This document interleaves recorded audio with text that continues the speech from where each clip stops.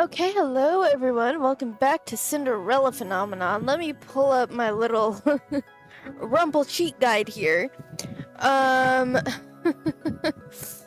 So I think we only have a couple more chapters left. So let's go ahead and get into this.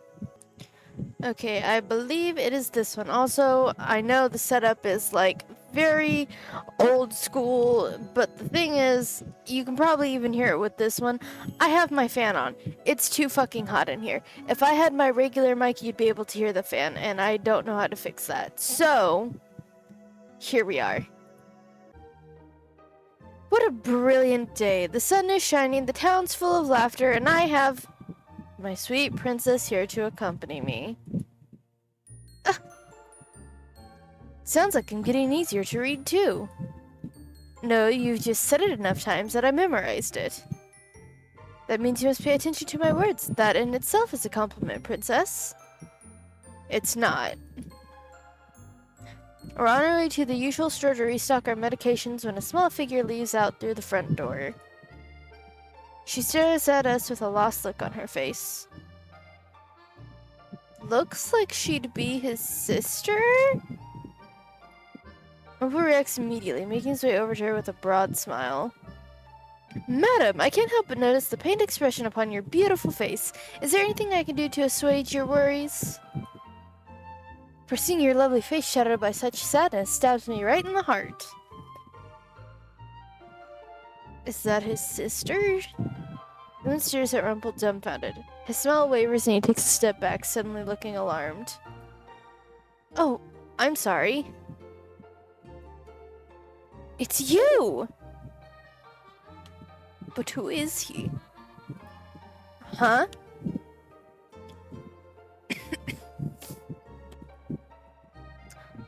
I'm sorry. I'm so sorry. This is awkward, madam, but I'm afraid I don't know you. What? Or do I? Do I know you?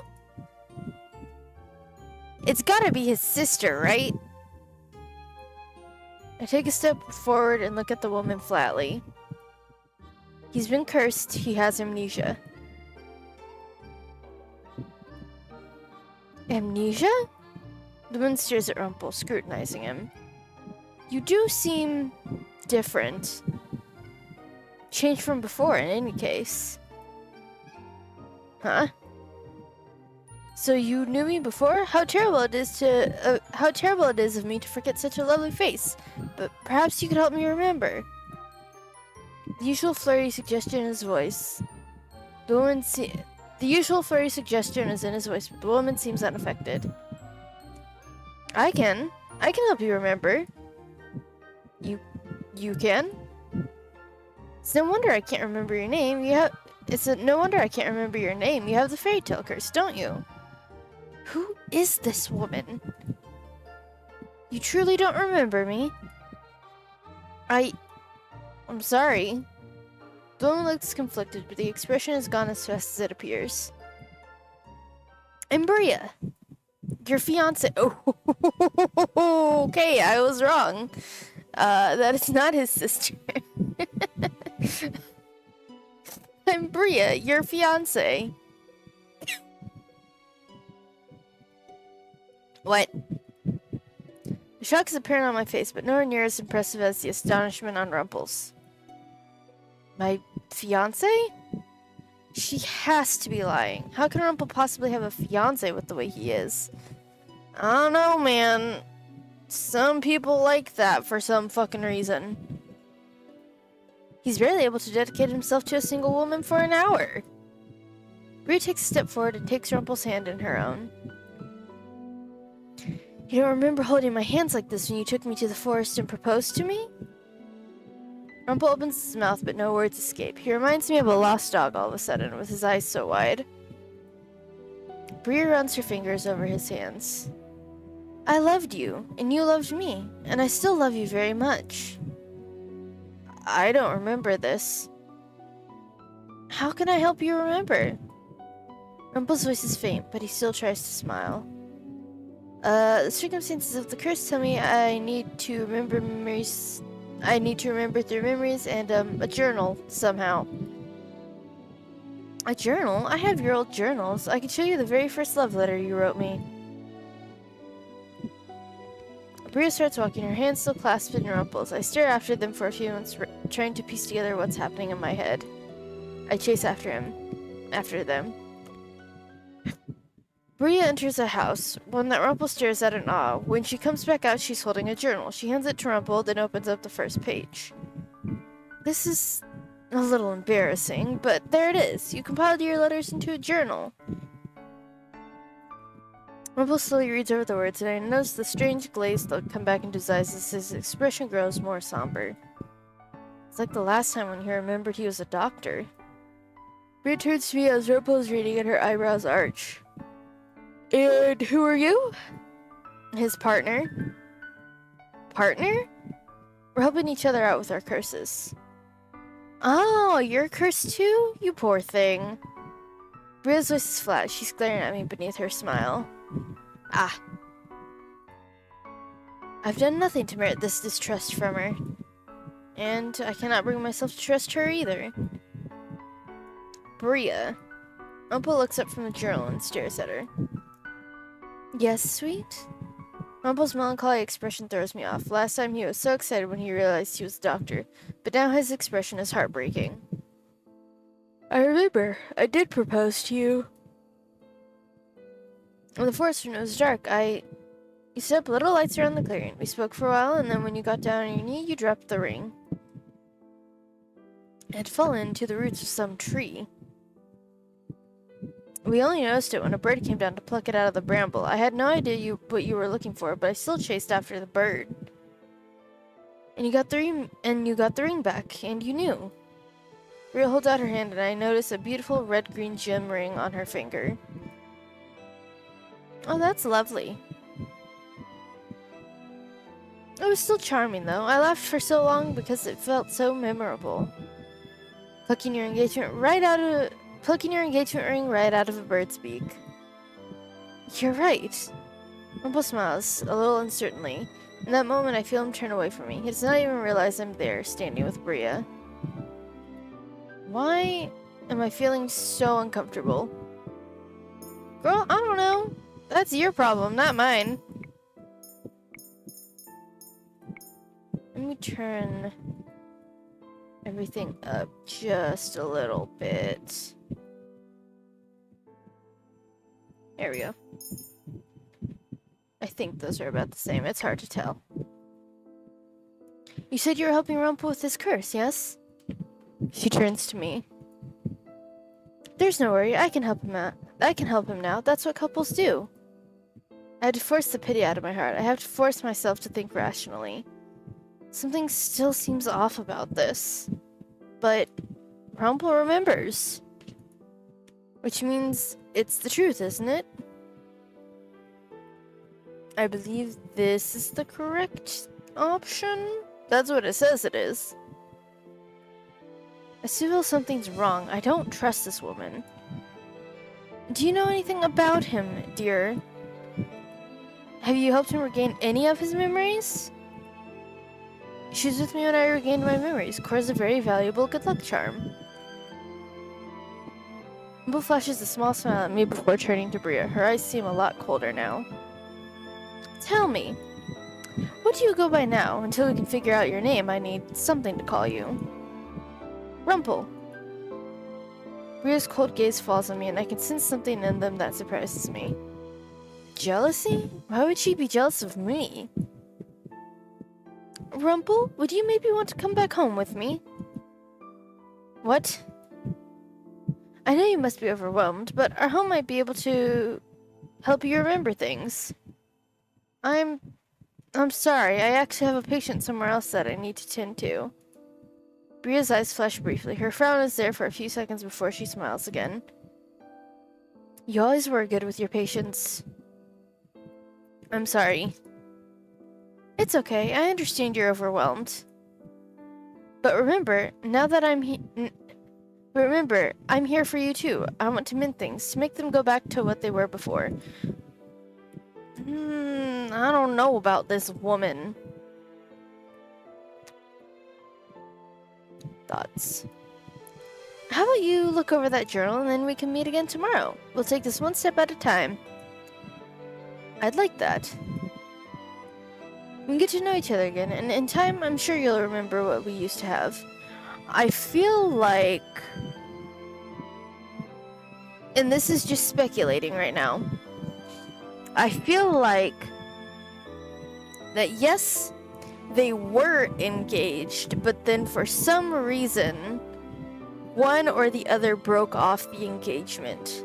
Maybe he broke it off with her because she was cheating, or vice versa, or she broke it off with him because he was always so busy at work and she didn't feel, you know,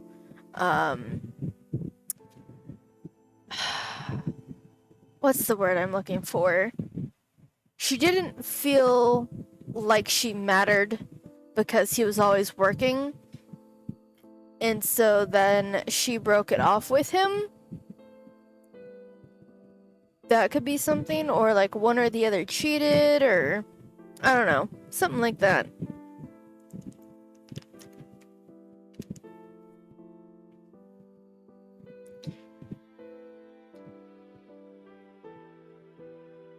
I loved you, and I did too. I still do. A slight shiver runs down my spine as I stare at the two of them. I said uncomfortable feeling once again. Bria and Rumpel agree on a spot to meet tomorrow, and then she leans up to kiss Rumpel on the cheek. Puts a hand on his cheek as he puts a hand on his cheek as she walks off with a gentle smile on her face. Are you okay? He looks at me, and for a few moments I feel that his gaze lingers longer than it normally does on my own eyes. Then he smiles and laughs. Of course I am, Princess. I just remembered something about my own past. I'm guessing that the second entry has appeared in my journal by now.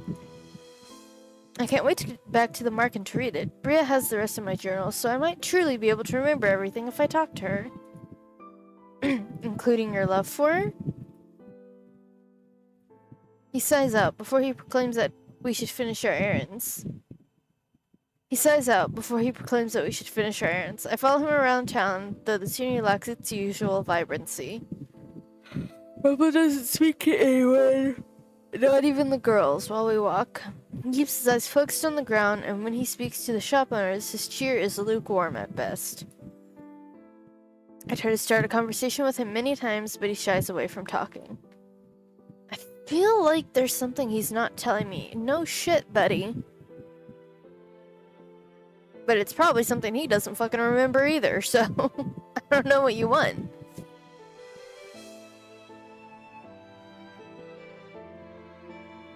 When we arrived at the market, Rumpel quickly excused himself, not even sharing his epiphany about his past with anyone. What has him so been out of shape? I still feel like the music's quiet.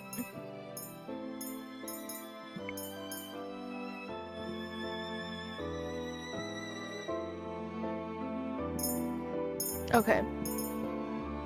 I don't know how it sounds on video. I don't know if my voice is still louder than the music, but, and now it's turned up more.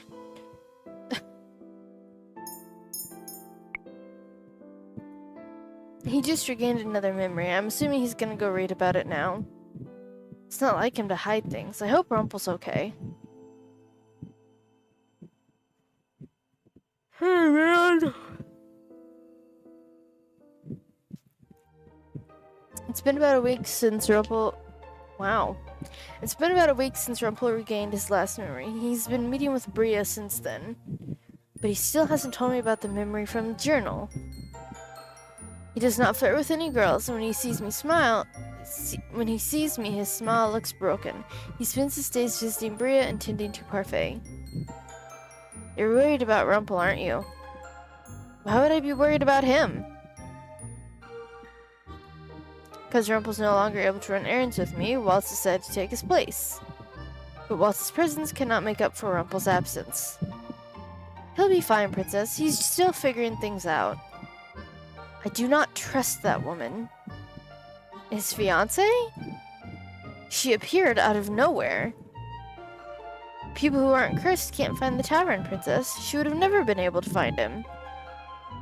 So really, the only place she could have met him was out here in nowhere.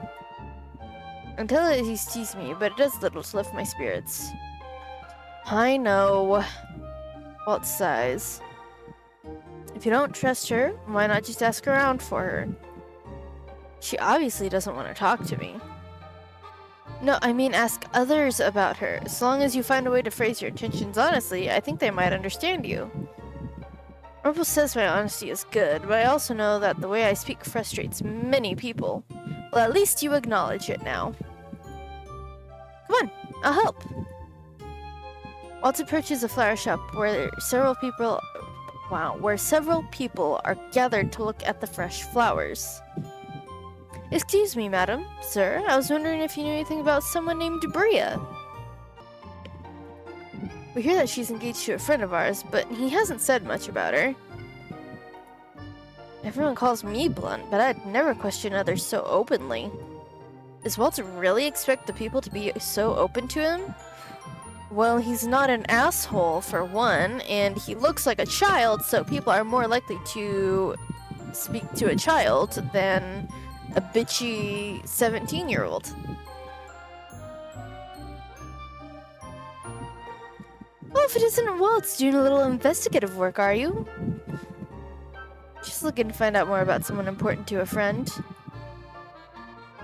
Not gonna put this into one of your shows, are you? Waltz raises an eyebrow and laughs. Of course not. Everyone just trusts Waltz. I suppose he must speak to people often, being a performer. He'd probably never suspect Waltz to do anything morally questionable. Yeah, because he's not a piece of shit. And he looks like a literal child to them. And yet with me, they were suspicious of everything I did. I guess it is a good thing Waltz is here. I stifle a sigh as the so-called investigation begins. But Bria? I was under the impression that her fiancé wasn't seeing her anymore. I called it! But why? Give me the tea. Give me the tea. Give me the deets. I want to know. I want to know. Can you show me? I want to know about the stranger I don't fucking trust.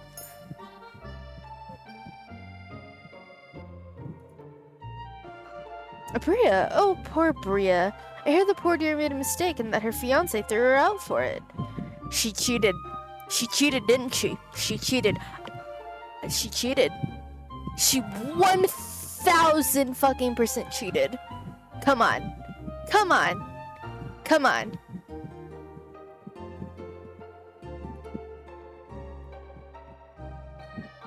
Is she engaged to someone new now? I'm not surprised, given the affair that she had with her on her first fiancé. I called it. She's a fucking cheater. She's a fucking cheater. The bitch had an affair. Excuse me? What did you just say? Oh, you aren't aware? I'm terribly sorry. Perhaps I shouldn't have said anything. You said she cheated on her first fiancé? She was engaged to some man, a doctor, I believe. He was a good man, always smiled, helped everyone, including the poor. I don't see how she would have the gall to do it, but the rumors say that she was seeing another man. I knew it! The bitch is a cheater! I think I saw them out together sometimes. He was a rich businessman. Who was he? I believe he was one of the doctor's patients? T. T. I need more. I need more. Give me more. I need more information. I must know this entire story. Give it to me. I need to know. Did anyone see this for sure, ma'am? Oh, lots of people did, and that's why the poor man stopped seeing her. Bless his heart, he looked so heartbroken. But then the two of them were engaged, so he should have been she should have been more committed to him. Agreed. When Bria first approached Rumpel, she had no idea he had amnesia. She started apologizing to him. Was it for the affair, or am I just speculating? It was 100% for the affair. We thanked the woman for help before continuing to ask around town for more information. The more we hear, the more certain we become. Oh, the bitch is a cheater!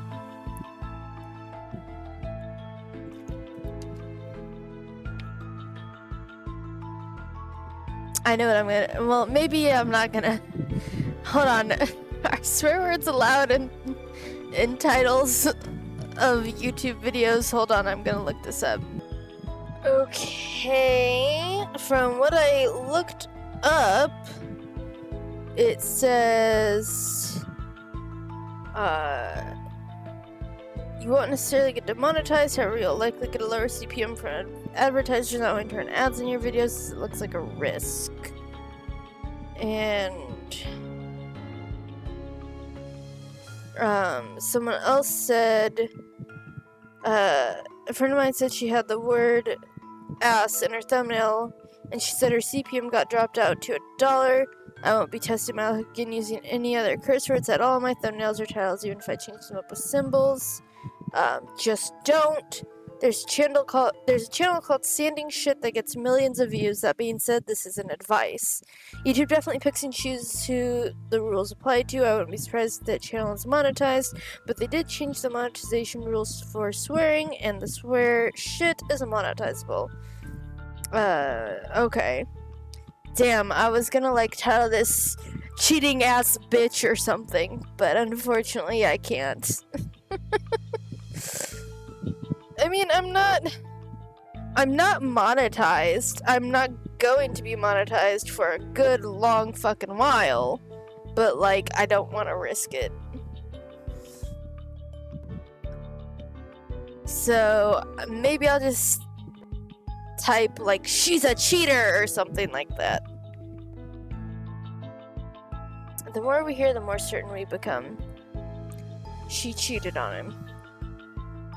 Princess, I know what you're thinking, but it'd be incredibly rash to tell Rumpel about this. He probably already knows. If it showed up in his memories, he probably knows. But she's lying to him. I still remember the sadness in his eyes. Maybe somewhere deep down he still knows. Did his journal entry not say anything? You can try talking to a princess, but without any evidence, we're just going off of rumors. If we're wrong, I think that would hurt the situation a lot more. I'm forced to acknowledge Waltz's reasoning.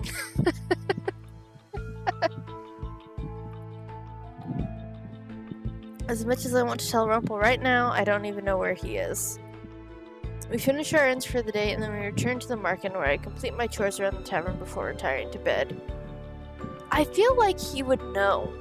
I feel like, yes, he got his memories back saying she was his fiancé, but I feel like it would say she also cheated on him? Oh!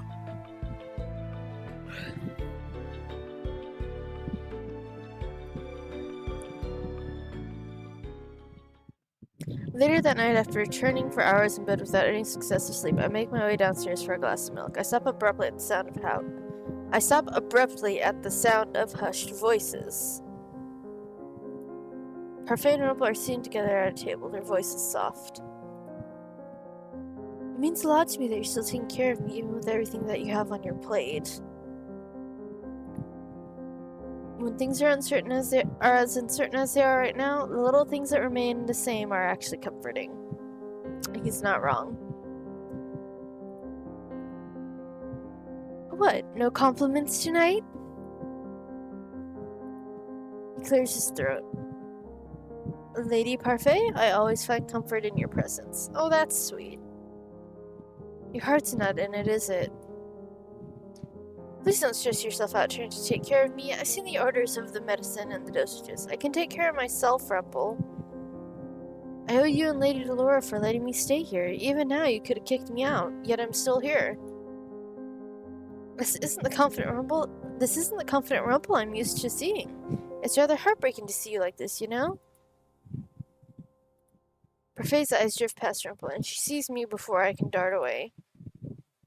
I think you're worrying your partner, too. Rumpel turns in his seat and stares at me.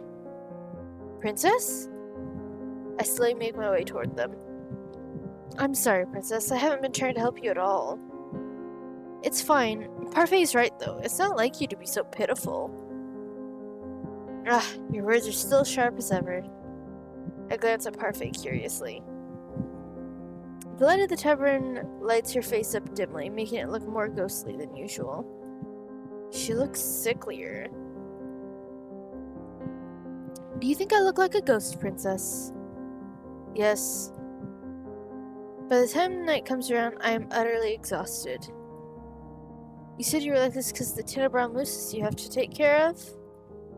That is correct. I used to be able to watch over it more easily, but now with the balance between both crystals lost in the kingdom, it's getting harder. This responsibility is a big burden. It's a heavy toll on my body. But that doesn't diminish any of my pride. I'm proud to bear this responsibility. Too bad you didn't have any children, because it's gonna make you sick and kill you, and then who's gonna take over? Someone needs to do it, and I'm very glad I can help so many people through bearing this burden.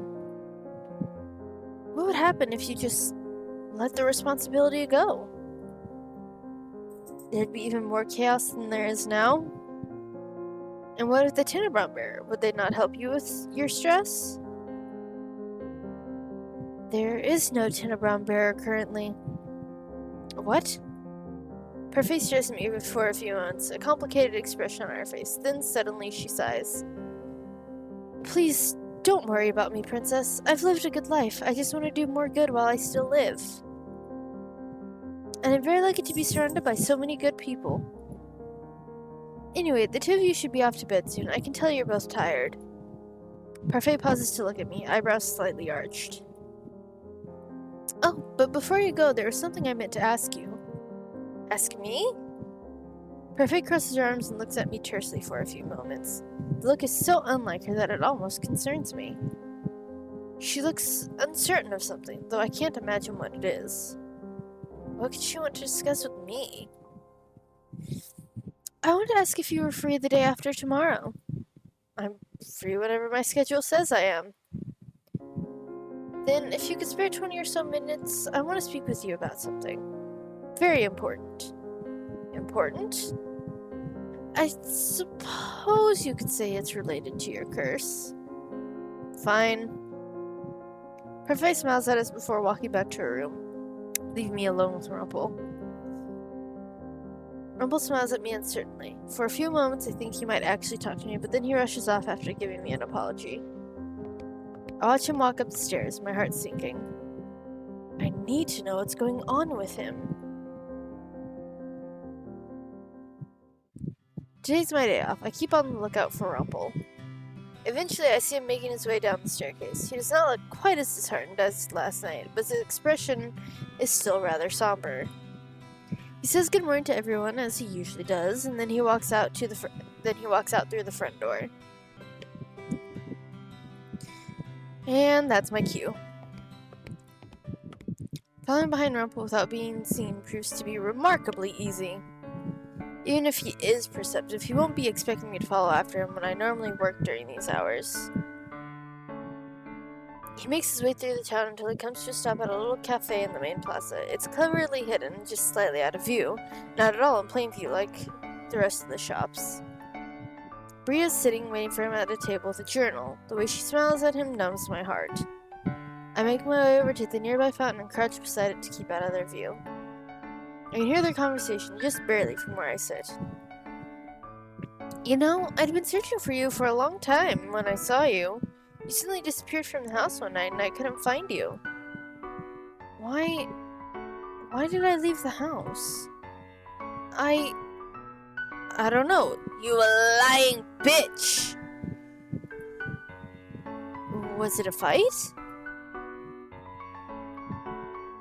No, not a fight. barely ever fought. You lying bitch! We made a promise when you gave me this ring. We promised we would never make each other sad. You lying bitch!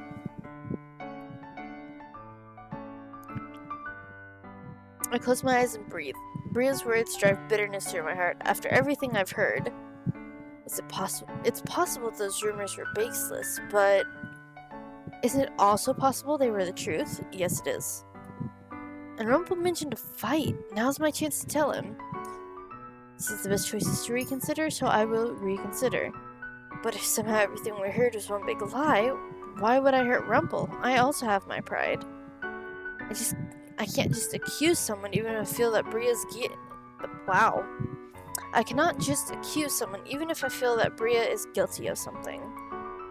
I step away from the fountain, meaning to head back the way I came. Even if the situation sounds wrong, I feel that Rumpel would hate me getting involved. I surprised him when he calls my name. Princess? What are you doing here? He saw me? Did he know I was behind the fountain? Spying, are we? I make my way over to the table where Rumpel's looking at me with worry, and Bria is openly scowling at me. Is there something wrong, Miss Partner? Not with me, but perhaps with you. Excuse me? You seem to have quite the reputation. Princess? I've no idea what you're talking about, but taking people's words at face value is foolish. Mother would have said the same thing, but why would they lie? So was it not true that you were seeing another man? How dare you? Bria stands up and glares at me. I frown back at her. Her anger does not faze me. She seems like a petulant child. I can't stand jealous girls. They're the bane of my existence. And you're what, 18? 17, but what does that even matter? Either way, there'd just be about a 6-year age gap between you two. His fucking face. 24? Gods, am I really so ancient? Bro, I'm 27. 24 is not old at all, my dude. The two of us look at him in unison, then back at each other. I'm here because I want to help my partner, and because you are lying to him. And who are you to say that I'm lying? You're a terrible little spy is what you are, hiding places to watch us, going around town asking about me. I'm telling you now that Rumpel doesn't need you, especially if you're the one spewing lies.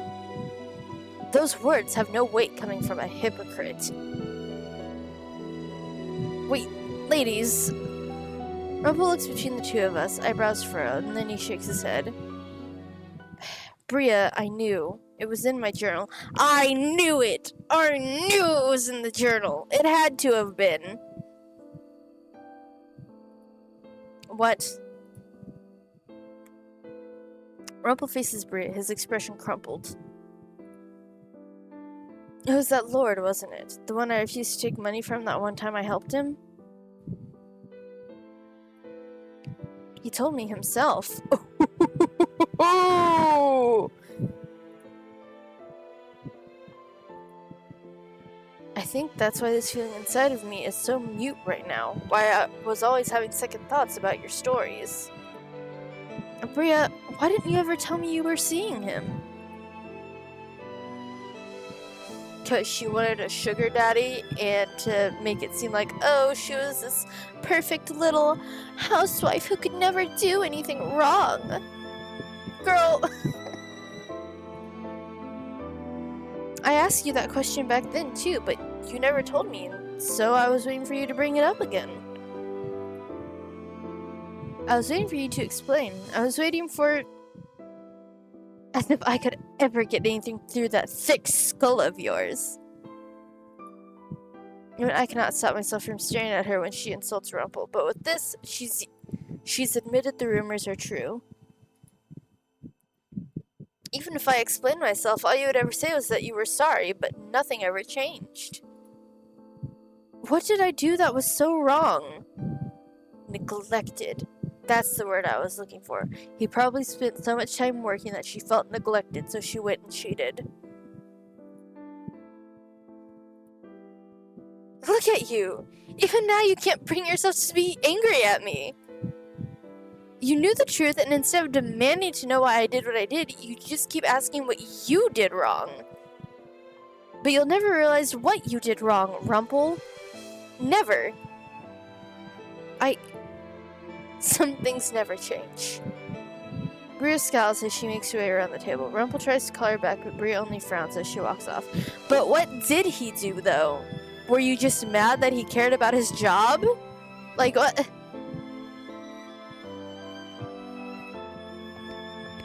Rumpel lets out a long sigh.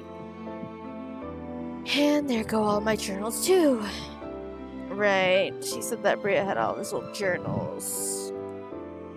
I'm sorry. Huh? I only made things worse. I'm still not entirely sure what they were talking about, but... Princess, you don't have to apologize for anything. You don't have to apologize for anything, though... Oop. And oop! I'd like you to apologize for shedding some light on my age. Really? That's what you're upset about? Bro. What? Am I really, truly that old? 24 is not old! 24 is not that old! What do you mean? I will say though, if they were both like adults, like if she was 20 and he was 26 or whatever, it wouldn't be so concerning, but she's barely 18 and he's 24. Because like my parents are 7.5 years apart, but they met each other and got together when they were both adults, so it wasn't that big of a deal. But our main character here is just barely 18, so I don't know about this. Suddenly he looks disgruntled, but the look of distraught on his face is almost comical. I can't help it when I smile and then start to laugh. That's gonna be my thumbnail. Do my ears deceive me? Is that wonderful sound coming from you, princess? How precious. It's just, you are an old man. He's not! He's not, though! He's not!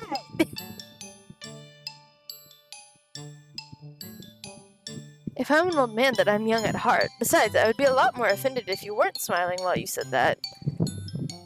After a few moments, Rumpel sighs and shakes his head.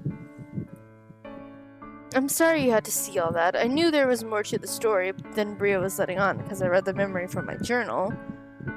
You knew about the nobleman? But why didn't you say anything?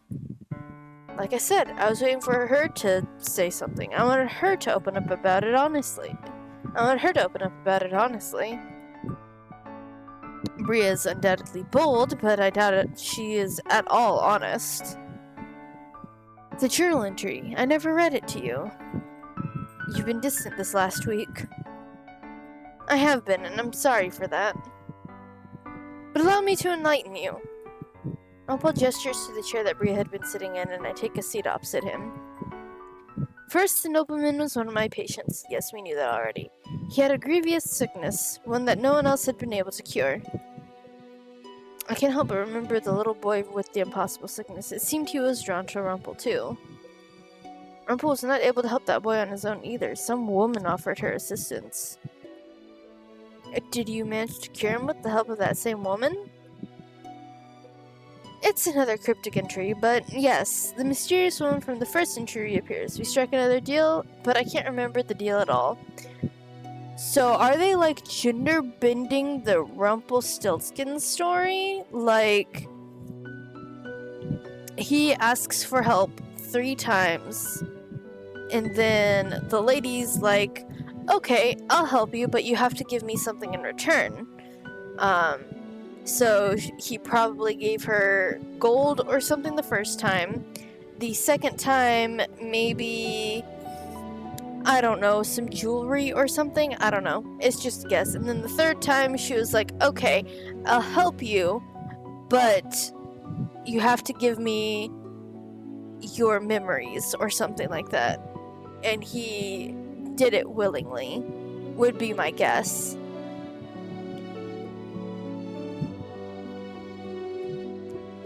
All I know is that afterwards I did something to make Bria hate me, and she began seeing the nobleman. Oh! Wait, the Rumpelstiltskin story was the girl who was like making the straw out of gold. The third time she had to promise her firstborn child. Was Bria pregnant? And Rumpel had to offer the firstborn child to this woman for her to help the third time? Is that what it was? Or I guess the second time, technically. Well, it says afterwards, so maybe it was the third time. Or maybe it was before that. Maybe she was just unhappy. She won't explain why. She still cheated on you. That's her fault, not yours. Rumpel nods absently. I can tell he's not convinced. In any case, even though I can't remember the entirety of what happened, every time I thought of Bria, I thought of our love in the past tense. Rumpel frowns, but it's fleeting. Suddenly, he's smiling again. Let's head back for now, Princess. I'll figure out how to reach Bria later. I follow Rumpel back to the market, and though he seems fine for a time, Rumpel's somberness returns as we head back. He looks like he's trapped in his thoughts. He needs the rest of his journals, but how is he gonna get a hold of them now? That's a good question. Oh, Princess, you're here. Sorry we're late. Is this where the lore drop is gonna be? Is this gonna be where they reveal that, Cora is, supposed to take over as the Tenebron bearer? Oh, speaking of, I have 2 more routes to do after this. Do you want me to just skip ahead to the choice of, like, who to go with? AKA either Rumpel, or not Rumpel, AKA either Fritz or Waltz? Do you want me to just skip ahead to that choice? Or do you want to hear the whole story again? I don't care either way. I don't mind either way, but I'm curious what you all want. Oh, Princess, you're here. Sorry we're late. My, the princess is gracing us with her presence? Parfait said a few days ago that she had something to discuss with me, so I'm here. And then let's get right to it, shall we?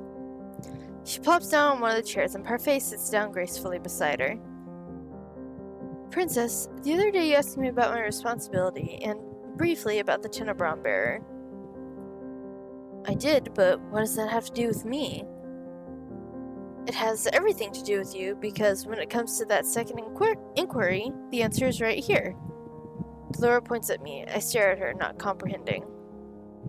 Princess, the bearer to the Crystallum Tenebrum is you. What?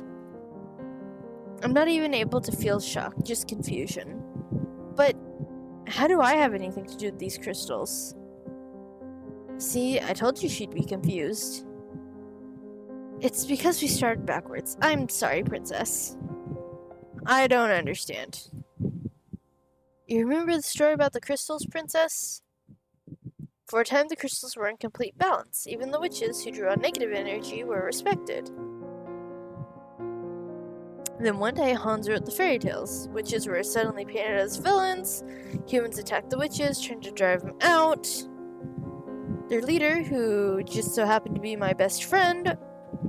Oh, that I didn't... That's new information. Was hard-pressed to try and keep the peace. She was the original bearer of the crystal. But as witches were killed and thrown out, she found her patience wearing thin. She killed a human, the ultimate taboo, and there was nothing we could do but try to stop her. This bearer, the leader of the witches and the bearer of the Crystallum Tenebrum, is someone you know is someone you know, or someone you knew. She erased all your memories, made you think that the fairy tales were evil, that humans were terrible. I feel something dark stirring inside me. A sharp pain cuts through my heart, making it hard to breathe. The previous bearer of the crystal was your mother, Princess Hildyr, the leader of the witches. That's impossible. Mother was not a witch. But she was, the strongest of us all. And when she died, she kept some of her power sealed within the crystal, which is why it still allows the fairy tale curse to be spread. What kind of lie is this? I cannot use magic, and Mother never told me she was a witch. She would have told me. She probably did, but erased your memories. It sounds like it, doesn't it? But I assure you, Princess, we wouldn't ever lie to you about something like this. As impossible as it seems, you are a witch. Your power won't manifest until you're 18, and at that time you'll inherit control of the crystal. Since your birthday is soon, this was the last chance we had to teach you goodness. Your mother's been shielding you from it for so long. We trusted you were different from her, and you are. So far. But Mother was the only one who ever loved me. No, that's not true. She stole away your memories and made you hate the world. Delora, she was festering hatred in you, making you just like her. You don't know anything about my mother. I stand up, rage coiling up inside me like a snake. Cora, I know a lot about her, more than you'll ever know. Yeah, she was Parfait's best friend. No. The truth is hard, Princess, but eventually we all have to face it. Hildyr was my beloved friend. Facing her was the hardest thing I've ever done. We only want to help you. Well, you're not very good at it. I turn on my heels and storm out of the room. I feel that there was more to what Delora and Parfait wanted to say to me, but I can't stand to hear it right now. I walk into the clearing and sit against a tree, furiously rubbing at my eyes as I try to clear my dangerously watery eyes. Showing emotion is weak. I sit there for a long time in the clearing, trying to calm myself. My thoughts spin wildly out of control. Except it's not weak, it's just your shitty mother taught you it was. Princess? I see him out of the corner of my eye, standing between two trees, his eyebrows knit together with worry. What, you were listening? Listening? No, I just came to look for you in your room, and when I came downstairs, Parfait told me you ran into the forest. May I sit next to you? I say nothing as he walks over to me. He sits down beside me, his hands resting on his knees as he looks up at the canopies of the trees. Thank you for today, Princess, for coming after me and trying to make things right. I'm not in the mood to talk about this right now. My thoughts are too scrambled. Sometimes, truths are hard. How do you know it was the truth? A feeling. Trusting people is hard sometimes, I understand. He looks at me and his eyes seem to glimmer softly in the moonlight. Would you like someone to listen to your problems, Princess? The correct choice is to remain silent, apparently. My problems? Why would you want to know about my problems? I understand what it's like, Princess, to have a secret stuck inside you. To want to keep things to yourself because you're worried that someone will prove you wrong. But you can always talk to me about it. Why are you so interested in my problems? I told you before that the best thing you can do is listen to a person. That's how you learn to sympathize. That is true. Besides, I honestly care about you. I'll always listen to you, Princess. Rumpel slowly reaches out to rest his hand on top of mine. I sit up straight and stare at him, my eyes wide. Rumpel smiles at me, a slow, soft smile that crinkles at the edge of his eyes. Seeing such a beautiful lady close to tears makes my heart break, you know? But if you ever need to cry, you should. Tears aren't weakness. They're just a form of expression, and even the strongest of us cry. I'm not gonna cry. My mind reels and then starts to feel fuzzy. Definitely the Ice Princess. The title startles me out of my thoughts. I stare at him pointedly, beginning to grimace, but Rumpel just smiles. I always thought it was a delicate name, suitable for a strong and beautiful woman. Seeing you like this, it makes me realize that the name suits you. Perhaps if everyone else meant it that way, it wouldn't be such a terrible title. Rumpel slowly takes his hand away and smiles. Though he insists on hearing me out, I insist on the opposite. For now, I want to keep what I discussed with Parfait and Delora to myself. I still need time to process it. For tonight, I just want to forget that the conversation ever happened. For some time, the two of us are silent. There are no words exchanged between the two of us, but the silence is comfortable. Then eventually Rumpel puts a hand on my shoulder. Things will work out, Princess. I hope so. I stand and excuse myself. Good night, Rumpel. I turn and walk away. Good night, my sweet princess. Chapter 7.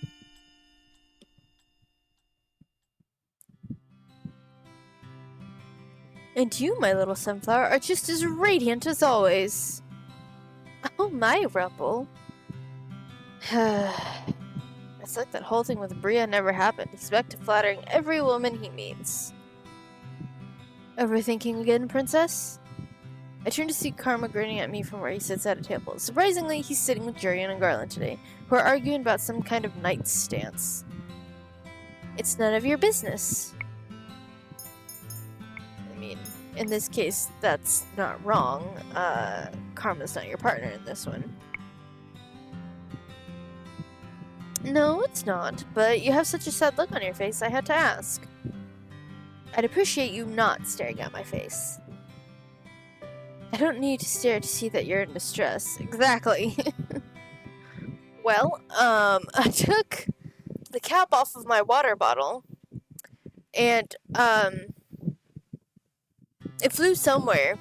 I don't know where. And now I can't find it, and now I just have to hope that when I'm done here, I can find it before my dog does and chews it up. I don't need to stare to see you're in distress. I turn on my heels and begin to walk away, irritated. I mean...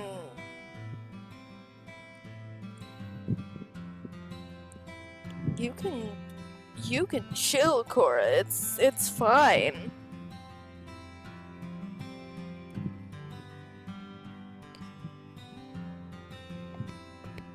Even when I'm among other people, it's impossible to forget the conversation I had with Parfait and Delora. It hovers at the back of my mind constantly. As it should. That is a lot to take in. We've not spoken again since then, yet even now, I'm still taking in what they told me before. My mother, the Tinnerbron bearer, and me, a witch. The reason others have always feared me is because of my blood. I suppress a sigh as I attempt to return to my work. As the days go by, I notice myself becoming more and more agitated. Half of it is the recent history lesson, and the other half is Rumpel's flirting with other women.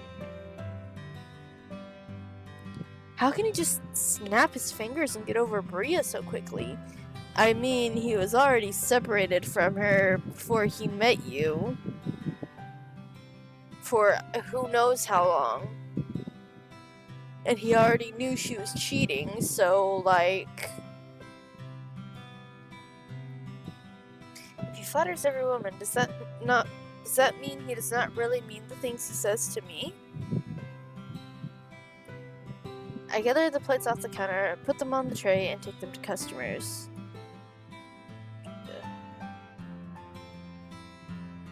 Today, everything feels mechanical.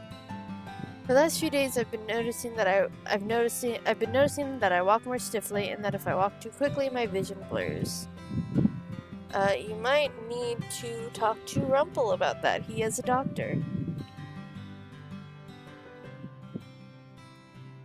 Probably because of my overthinking. I stumble as I bring a tray to a familiar customer. The man looks up at me and asks if I'm okay, and I murmur that I am before walking off. The blurriness comes back. What is wrong with me? I look over at Rumpel, who's at a table with two girls because his shift's over. Rather than boil over on the inside, I feel myself getting warmer on the outside. My skin feels clammy. Girl, you've been working too hard. I found it. It was behind me. The bottle cap. Okay. I force myself to take a breath as I get the next round of orders. My last order for the day is for one of the girls at Rumpel's table. I don't want to go over there. I start carrying the tray toward the table, biting down my lip as the sway comes back into my step. As I draw closer, I notice Rumpel and the girls laughing about something. Yeah, like I said, you might want to talk to Rumpel. He is a doctor, and you're clearly, like, sick. I grit my teeth and pause in front of them to lay down the tray. This isn't mine, it's my friend's. Yeah, I was the one who ordered the soup. Two stare at me instead of handing the soup off. They wait for me to move the bowl. But before I can reach over and move it, Rumpel slides it over to the other girl himself. For a few moments, there's a fragment of a scowl on his face. How are you doing today, my sweet princess? When I think about speaking, the words catch feebly in my throat. I turn to walk off. Princess? Still as cold as ice. The title Ice Princess definitely suits her. How can you dote on her, Rumpel? Despite the numbness of my mind, I still feel angry. I turn around so quickly that I make myself stumble. I feel myself teetering on the edge of falling, but something stops me.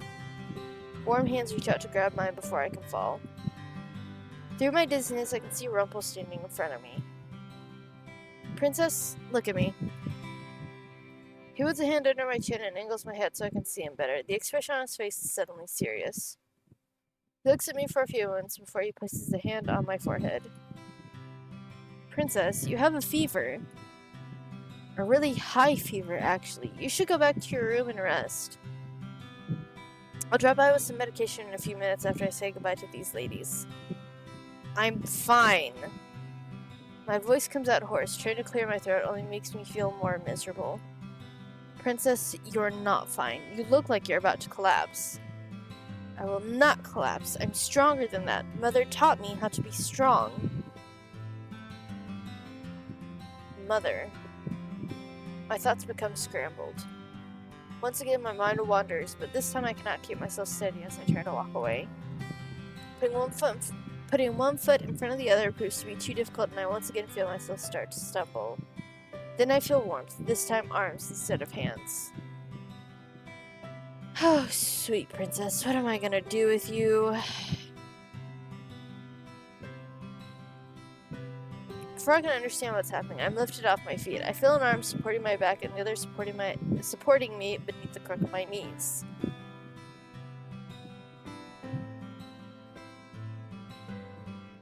Warmth. Such nice warmth. You really are stubborn, aren't you, Princess Cora?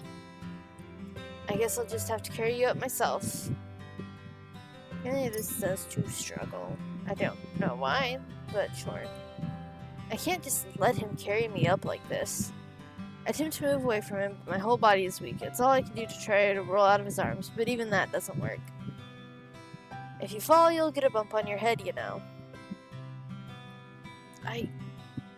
I'm not weak. I don't need anyone taking care of me. There are voices, an indistinct chattering behind him that belongs to the girls.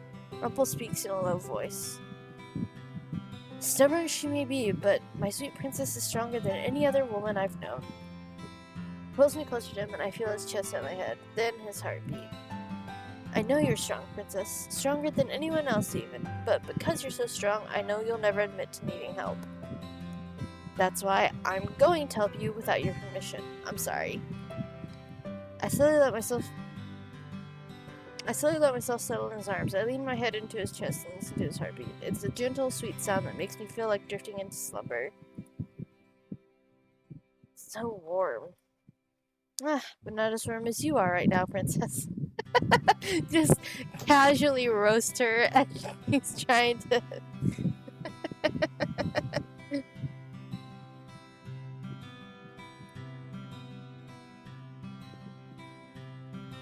His voice slowly begins to fade out as I close my eyes. For the time being, I stop caring about everything else around me. I forget about Mother, about my talk with Delora Parfait, about the crystal, about the Marken, and I focus on Rumpel. Is it so selfish to want to be the only person held like this by him, even when he was engaged to someone before? But they separated long before you met. The only problem I see is the age difference, because you're not 18 yet. Slumber slowly reaches up to claim me, darkness intermingling with warmth. In that last moment, I think I see Rumpel smile at me. Mother! I have to tell you about the fairy tale that the children read to me today. Cora, what did I tell you about fairy tales? But there was a princess, just like me. She found a Prince Charming and... Fairy tales are not real. Except they are, and, you cause curses. But they make really good stories, Mother. They are false stories. Do you really think it would be so easy to live happily ever after? No, but fairy tales make things look black and white. Real life is full of grays. That is the one thing I will agree with her mother. Real life is not black and white. It is,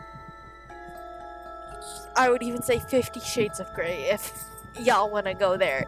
Like, there are morally gray people, and there are people who are genuinely just shitty people, and there are people who are genuinely good people, but most people are in, like, the gray area of, you know, because there are very, very few people who are fully, like, all good and fully all bad.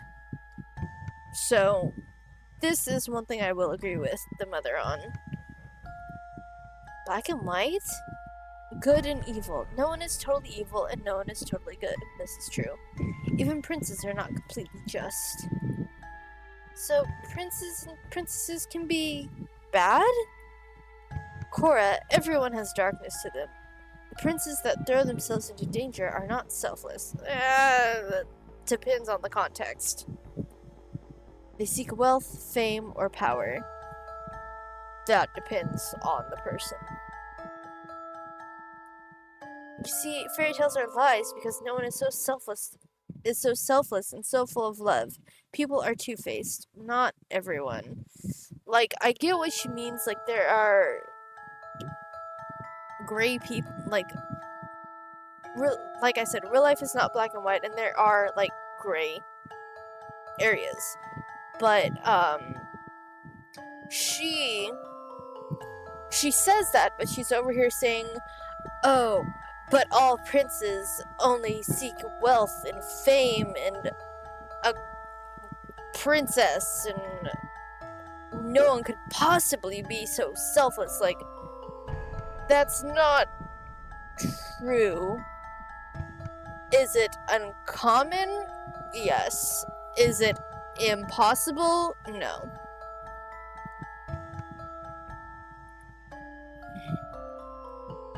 Trust no one. Yes, Mother. No one will love you like I do. To find pure love like that is impossible. That's also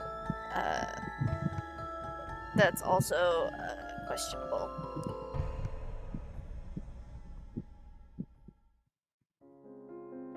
I slowly blink my eyes open. For a few moments the room is blurry, and there's nothing but vivid colors before my eyes. My eyes feel heavy, my throat scratchy. I stifle a cough as I blink back tears, and then through my tears I notice a slight motion. Rumpel? Rumpel slumped in a chair in front of my bed, his head lolled to the side, his eyes closed. This man slept in our room because he was worried. Alright, man, sure. Remembers something in his sleep and then shifts. What is he doing here? I notice a notebook on his lap. And what is that journal?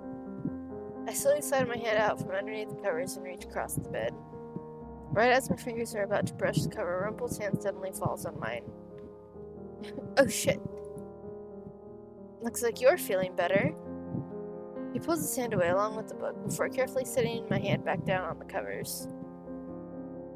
At least you look better, but how do you feel?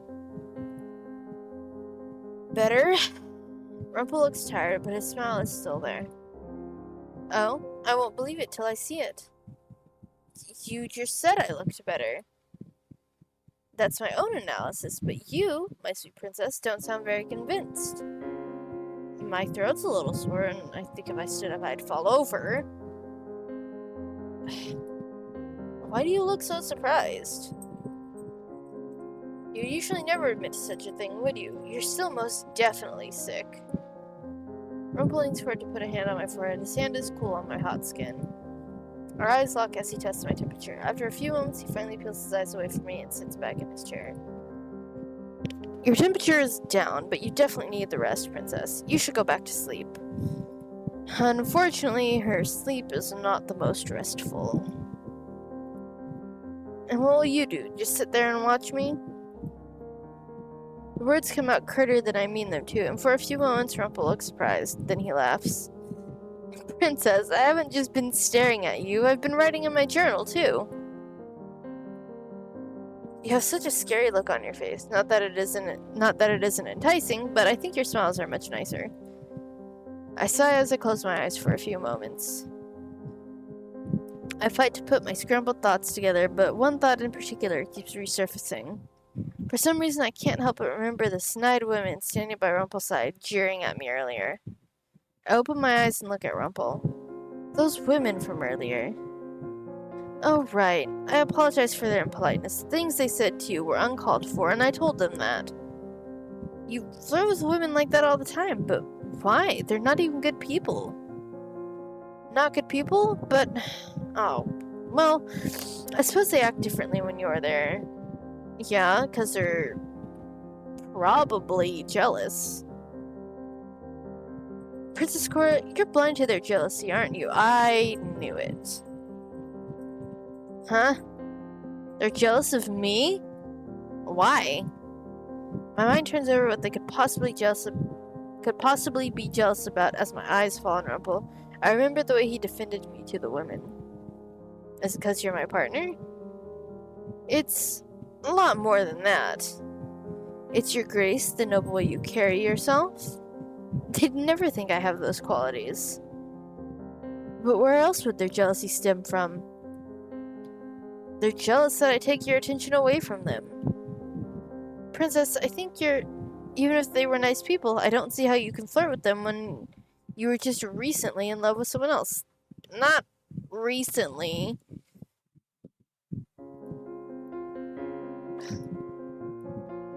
Normally I would stop talking, but the words continue tumbling out of me. I don't understand how someone like you who had a fiancé could still be flirting with girls.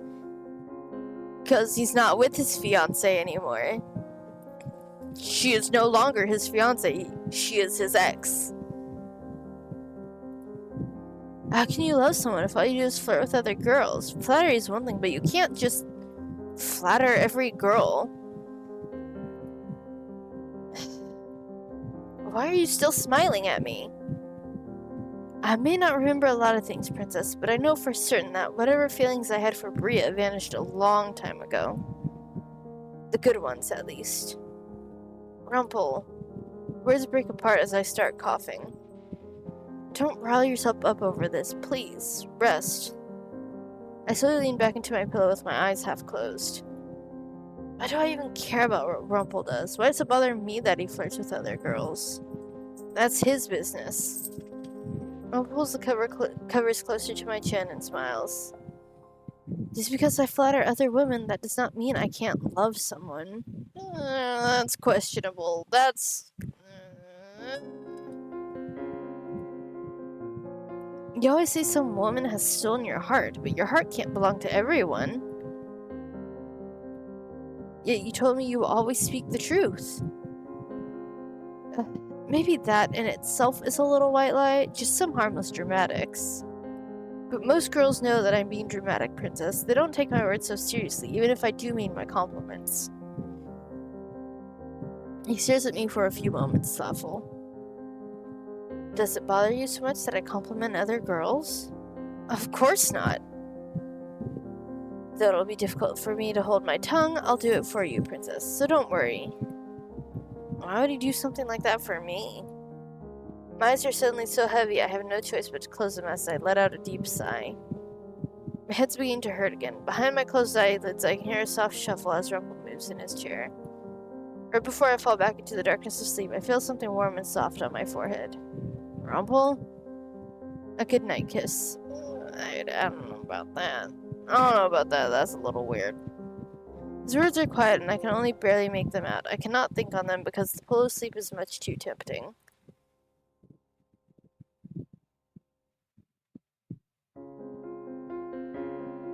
It takes a while.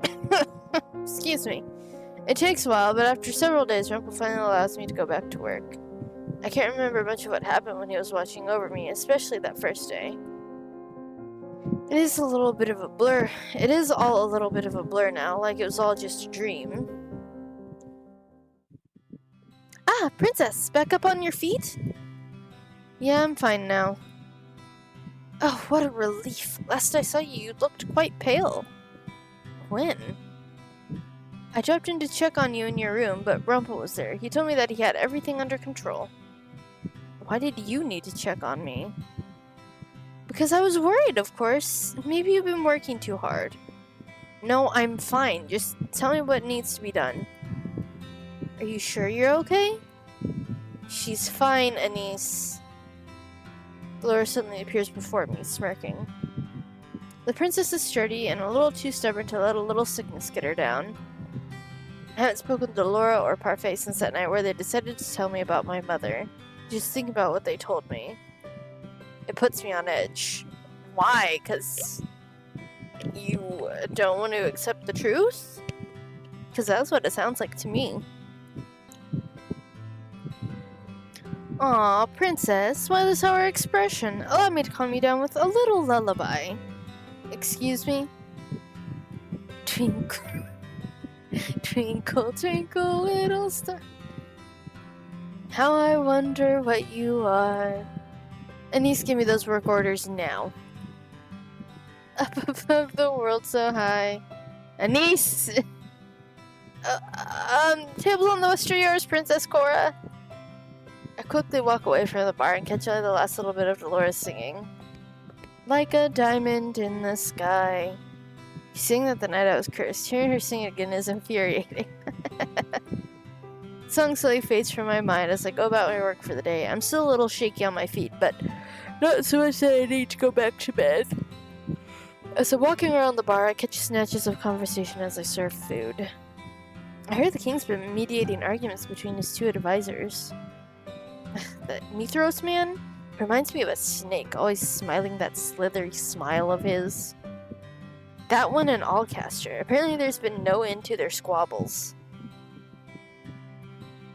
The king missed his monthly visit to the town yesterday, didn't he? I wonder if he's sick. There's been no word from the palace, but I suppose he must have come down with something. Nothing would keep the king from visiting otherwise. I don't know about that. What is going on at the palace? Ah, you heard about the incident with the royal guard? Apparently lots of them have been getting dishonorably discharged. Found doing something to dishonor the king's name. Huh? Like what exactly?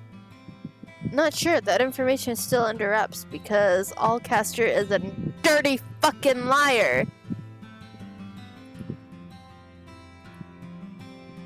I'm walking forward, not watching where I'm going, when I collide with someone in my path. I feel a hand on my shoulder and then another lifts my chin. If it isn't the lovely princess, you're looking a lot peachier today. Because you're not as pale? Because the color's coming back to your skin? You know, it wasn't that funny at first, but it's not, it's worse when you try and explain it. If you try and explain it, it just makes it 10 times worse. I'm still thinking of the king and the situations in the palace, and I barely hear Rumpel's words. It isn't until he leans closer to me and narrows his eyes that I realize he's so close. Ah! Ah, now Sleeping Beauty is truly awake. And here I was hoping I'd have an excuse to plant a kiss on your lips, my sweet princess. She's 17. Not a single reaction today. Not a slight blush, not a slap, not... Are you still sick? Must I perform another examination? examination? Yes, by looking closely at your face, into your eyes. How are you a doctor, Rumpel? Rumpel stares at me with surprise. I'm not sure where the question came from, it's just that it was hovering in my mind. What? Princess, you wound me.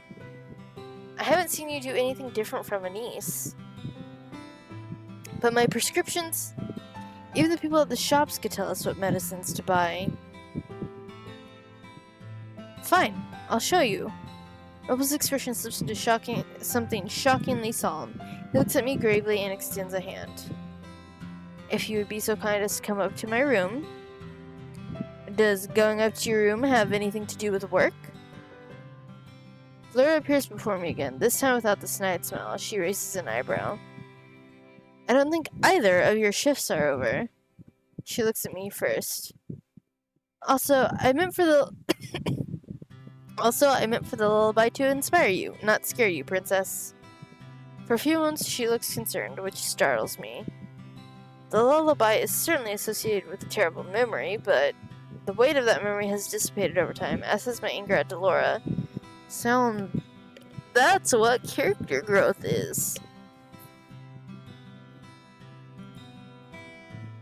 It's still there, but holding on to that anger does me no good. I sigh and shake my head. You have a terrible voice. Ah, there's the princess we all know and love. She crosses her arms.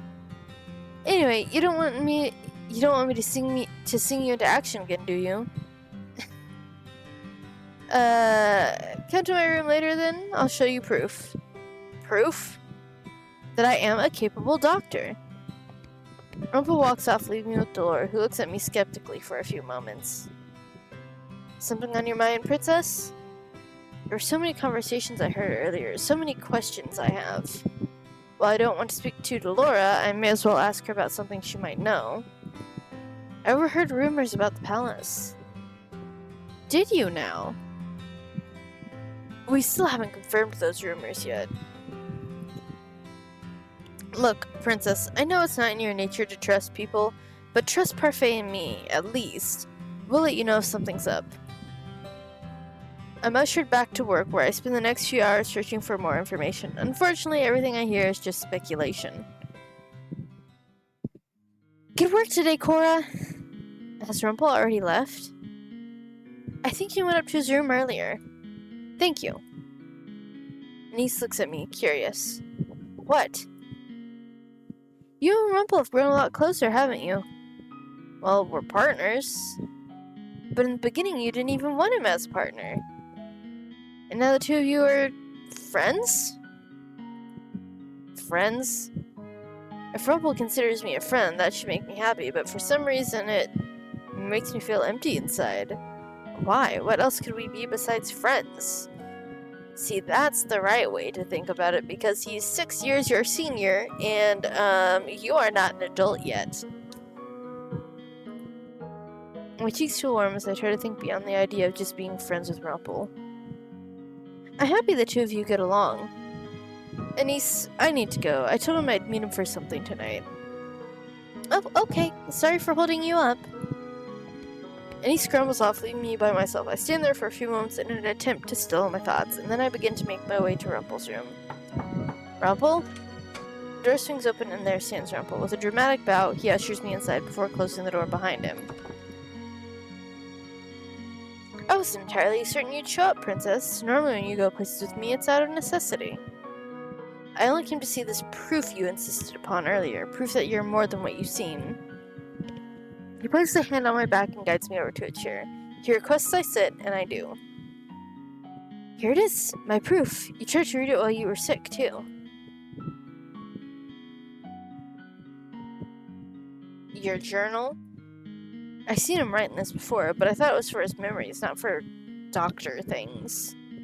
He rarely even works on patients now. Rumpel's persistence strokes my curiosity, and I soon find myself flipping through the pages of the book.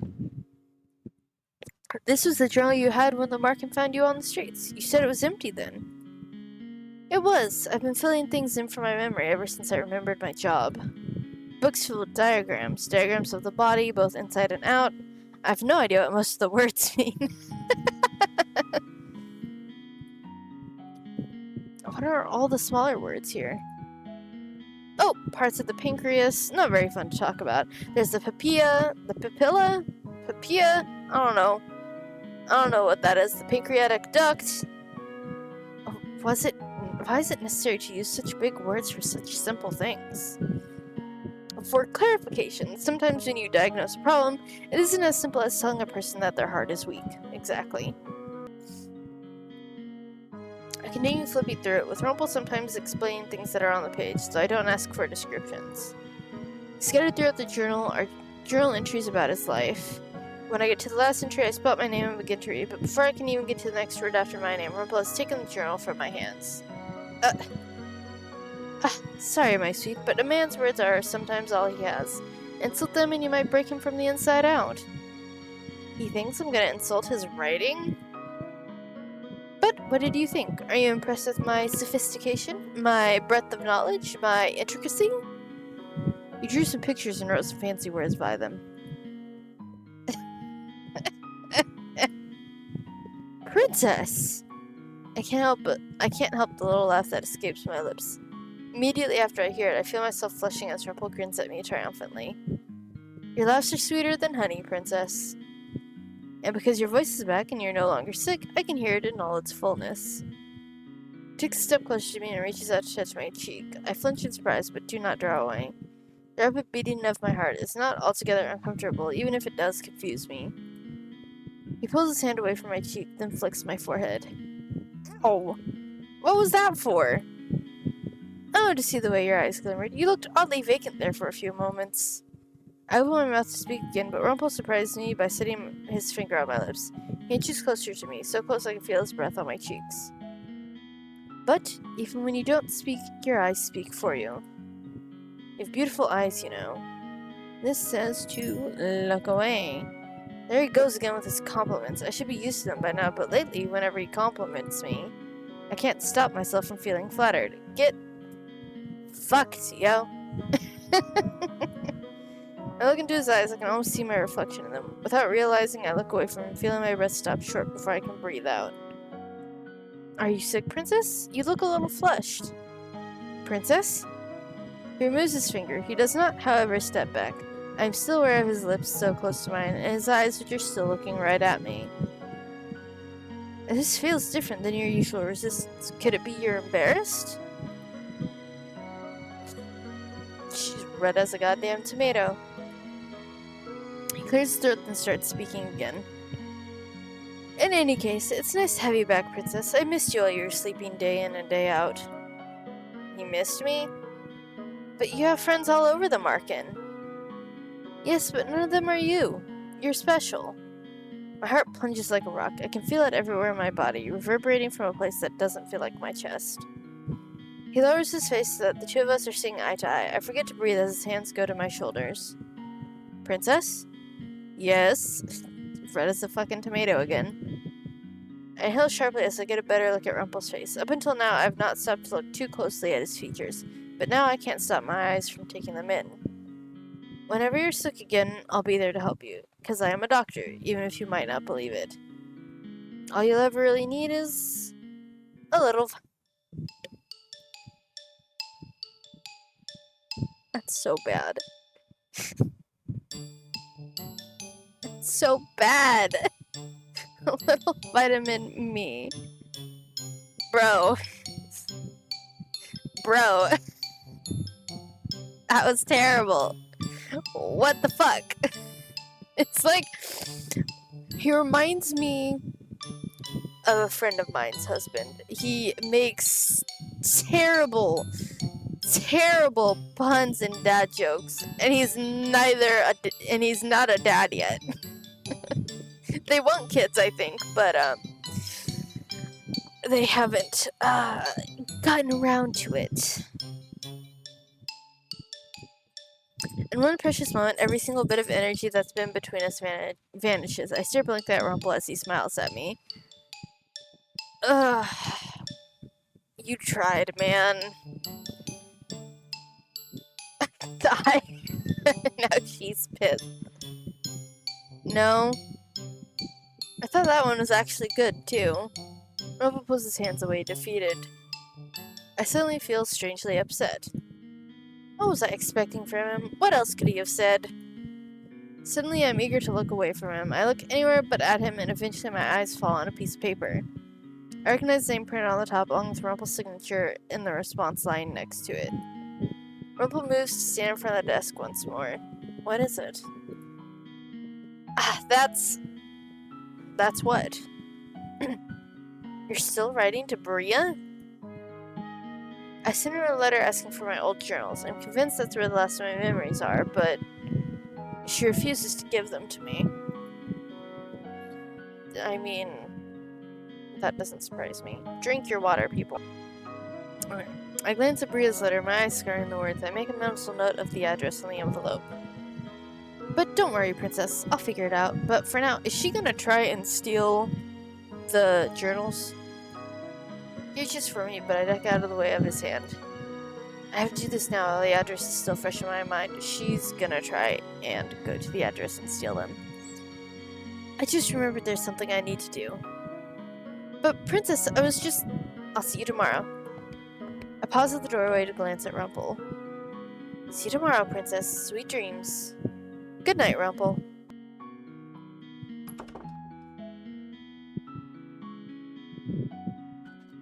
Done. I see the envelope over the letter I had been writing since I woke up.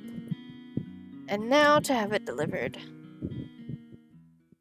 After I have the letter sent off with a messenger, I return to my work for the day. It starts first with Mr. Broom, then with the serving.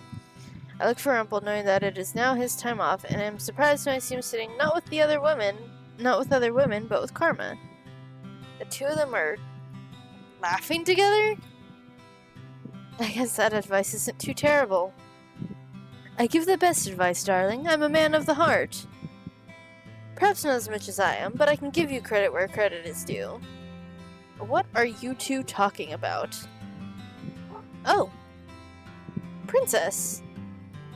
Well, hello there, Princess. Karma's mischievous smile confuses me. Even Rumpel looks surprisingly shaken. You didn't answer my question. We're talking about matters related to the heart. Of course you are. I took it upon myself to impart some valuable knowledge to Rumpel. You're giving a Rumpel advice, even though you two are always at each other's throats? Even the bitterest of enemies can become beloved friends. All it takes is a shared interest. I have no idea what you're talking about. But before I can say anything else, I'm swept up by Delora, who calls me back to work. The day goes on, and soon it's almost my break. I go to the front to see if the messenger has returned yet. I mean, I don't know if it would get there within the day, but I don't know. Oh, Princess, there's a letter here for you.